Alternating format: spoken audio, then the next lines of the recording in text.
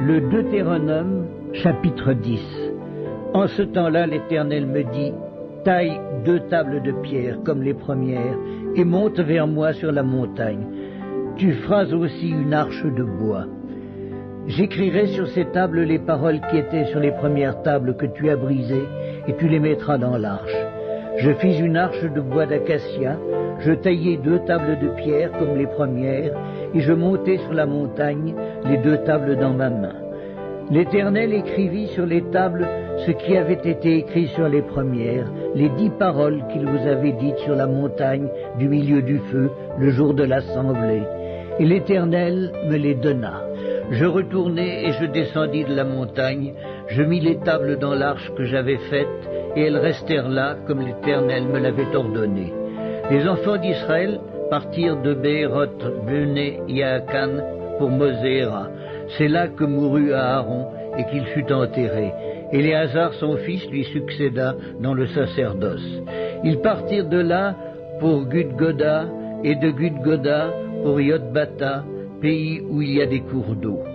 En ce temps-là, l'Éternel sépara la tribu de Lévi et lui ordonna de porter l'arche de l'alliance de l'Éternel, de se tenir devant l'Éternel pour le servir et de bénir le peuple en son nom, ce qu'elle a fait jusqu'à ce jour. C'est pourquoi Lévi n'a ni part ni héritage avec ses frères. L'Éternel est son héritage, comme l'Éternel ton Dieu le lui a dit. Je restai sur la montagne comme précédemment 40 jours et 40 nuits. L'Éternel m'exauça encore cette fois, l'Éternel ne voulut pas te détruire. L'Éternel me dit, lève-toi, va, marche à la tête du peuple, qu'ils aillent prendre possession du pays que j'ai juré à leur père de leur donner. Maintenant, Israël, que demande de toi l'Éternel ton Dieu, si ce n'est que tu craignes l'Éternel, ton Dieu, afin de marcher dans toutes ses voies, d'aimer et de servir l'Éternel ton Dieu de tout ton cœur et de toute ton âme.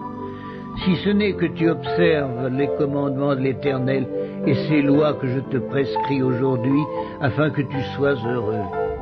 Voici, à l'Éternel ton Dieu appartiennent les cieux et les cieux des cieux, la terre et tout ce qu'elle renferme. Et c'est à tes pères seulement que l'Éternel s'est attaché pour les aimer. Et après eux, c'est leur postérité, c'est vous qu'il a choisi d'entre tous les peuples, comme vous le voyez aujourd'hui.